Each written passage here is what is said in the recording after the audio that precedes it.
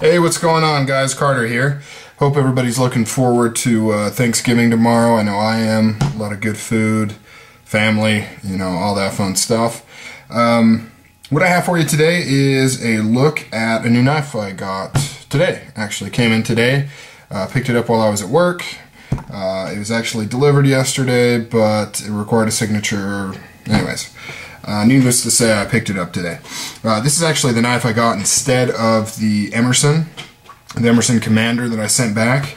Very different knife, but I kind of realized with that whole thing that I didn't need or want, per se, a 4-inch heavy-duty tactical knife to carry around. I like those kind of knives, but it's just too much for me. I don't need something like that on my day-to-day. But anyways, so I got a Boker here. This is my first top-of-the-line Boker, meaning, the 3 levels of Boker. At the bottom you have the Magnum line, then the Boker Plus line in the middle, and then Boker Tree Brand, or just Boker is the top line. So this is made in Solingen, if I'm saying that right, Solingen, Germany. Comes in a nice little presentation box here. This pops up, opens up here. It's got a cool little pouch, kind of like Benchmade does, a little microfiber pouch. Nice little touches.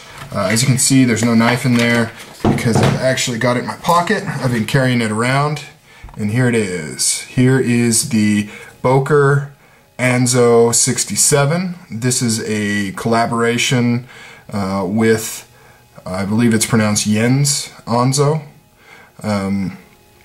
More or less, this is a production version of his 67 Custom. Main differences that you'll see right off the bat is his custom knife has a deployment hole as opposed to the thumb studs, and I believe that it is tip down carry only. Other than that, though, very similar, especially in shape. This is not a huge knife. It has a little over a 3-inch blade. Definitely not anywhere near as big as the Emerson I had. Solid G10 liner on this side. Titanium frame lock here.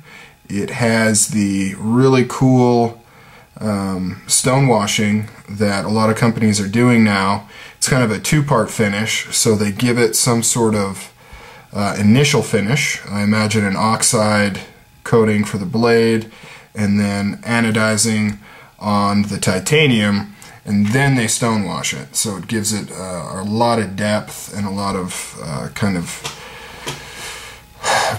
a weighty pattern type thing to it. The steel on this is N690 BO. From what I understand, the BO is just Boker's little addition to it. N690 is what the steel really is. From what I've read, it's been described as a tougher and beefed up 440C, as well as something comparable to S30V. Regardless, the consensus is that it is a high quality, higher end steel that's good for just all around usage. So my impressions on this knife as far as carrying it goes, really good. It feels really good in the pocket. It rides about the perfect depth for me. Maybe not everybody. I like a little bit sticking out to grab onto, but I don't like half of it sticking out. Super smooth. The fit and finish on this is just outstanding. I took this apart like I do with all my folders when I first get them to clean them, and then get the factory grease out of it and get my own kind of lighter lube in there. And just all the machining inside and out of here is just very clean. There's no little hidden rough spots inside, where they skipped some steps because it was, it's saving a little time and money and things like that. So yeah, really good fit and finish. I love the dual thumb studs. They're nice and big.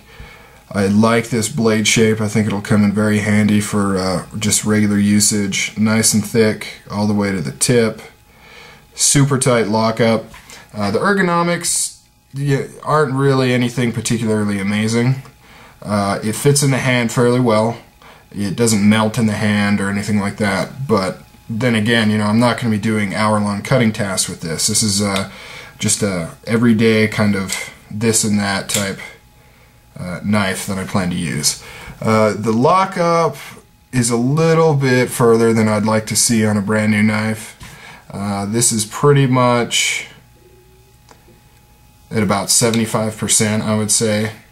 I would imagine after it wears in, this is going to actually be a 100% lockup knife. I don't think that's going to be an issue. It's just generally, you know, I like to see it about 25%, wear it into about 50%. But it is what it is. It's got a cool little thumb ramp all the way up here so that you can get some really good detail work with the tip.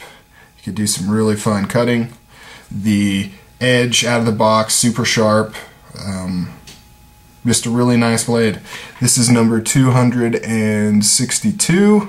I don't think that this is any sort of limited production or anything like that. I'm sure it's just individually serialized, but I'm not sure on that. But yeah, anyways, awesome knife if you want to get that Jens Anso look, but don't want to pay the, you know, $600, $700, $800 price tag and still get a high quality blade that has his name on it. Definitely recommend picking this up. As you can see I'm all over the place. That's how I do my reviews, just whatever I notice or think about. This can do tip up or tip down. They went ahead and added the touch to put extra screws in there so you don't just have holes. Everything is just really superb on this cool little folder. Alright guys, have a good turkey day.